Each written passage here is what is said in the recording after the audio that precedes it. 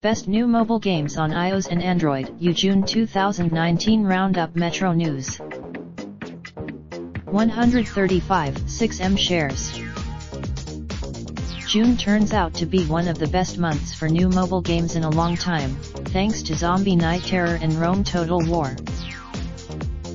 Although this may seem like just another month, there has been some sort of invisible planetary alignment in the universe of mobile games, producing a rare bumper crop of cracking entertainment. Whether you enjoy in the late 16th century, London is in the grip of bubonic plague, and any doctors that can still walk have fled the city for the slightly safer countryside. 4 patients left. When each patient enters his practice, your job is to consult the stars and then select from a multiple-choice list of interpretations to suggest a cure for the patient. If they like your treat, patients' stories are hilarious, as are the songs that pepper the game, and the appalling medical advice you offer based on observation of the zodiac. Even more bizarrely, your only source of interaction in all frequencies is a radio that lets you scan through the FM band for radio stations, record specific phrases, and call in to other channels' shows to play back your recordings. It's a limited set of possibilities that supports an interesting and unusual if relatively brief, game in which you uncover a government-level conspiracy involving a nationwide Groundhog Day-style time loop.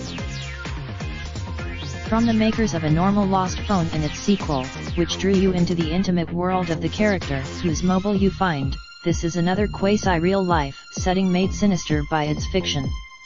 Despite the intrigue, originally released on PC, this pixel art zombie apocalypse puts you on the side of the undead, guiding your shuffling horde lemmings style to each level's objectives. Viewed side-on, with each room, staircase, building, and underground station meticulously crafted in retro-looking pixels, you can watch as hoodlums spit on the ground while awaiting their fate and bystanders react in their own ways to impending assimilation by your carefully nurtured, brain-hungry throng. Its lack of checkpoints, combined with the intrinsic fiddliness of the interface, causes moments of frustration, but the beautiful level design and mechanically fascinating and diverse tasks mean this remains enthralling throughout. Kids is not a game so much as an interactive toy-cum digital art installation, in which you poke and prod at herds of tiny figures in what looks like an animated Keith Haring painting, punctuated by occasional, hauntingly beautiful choral music.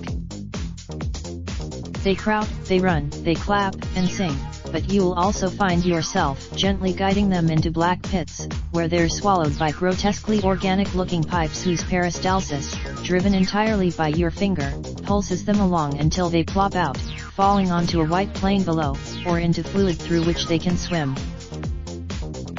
The sense of mystery and foreboding is heightened by its refusal to explain itself, letting you make of it what you will. Whatever conclusion, set in the Roman Empire's waning years, you can take command of Rome's eastern or western forces, or choose one of 8 barbarian factions, each of which comes with its own advantages, weaknesses, and victory conditions. Controlling your troops in battle is very similar to the real Rome Total War, but the variety of situations and factions gives the process a big shake-up, and adds reasons to play the campaign multiple times from the perspectives of its contrasting protagonists. If you're not careful, you'll also find yourself learning a lot about the period's history and the Romans' divisive final lurch towards Christianity. But don't let that. Ailment is a twin-stick shooter-style roguelike where you wake up in deep space on a zombie-infested spaceship, and have to fight your way out, unlocking doors, raiding lockers, and scavenging for medical kits as you progress. As well as a set of randomly acquired weapons, your survivor also has a force field that absorbs some damage before disappearing, which becomes especially handy when enemies escalate from barehand attacks to rocket launchers.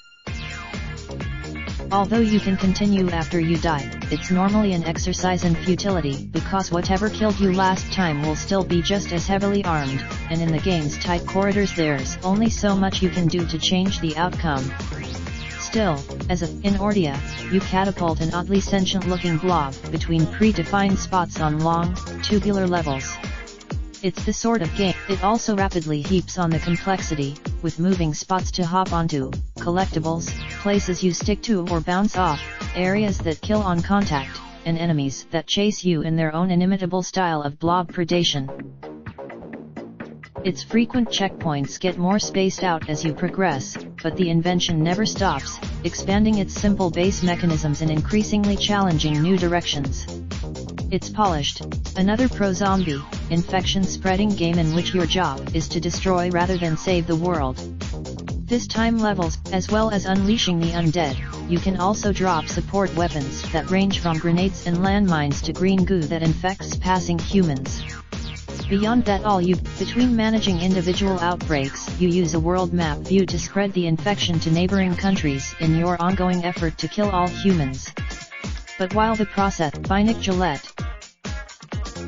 Email, leave a comment below, and Lentidity code excerpt. Share your results.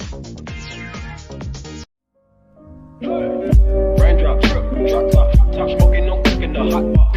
Fucking on your bitch, yeah, that. Looking up, open the park pot.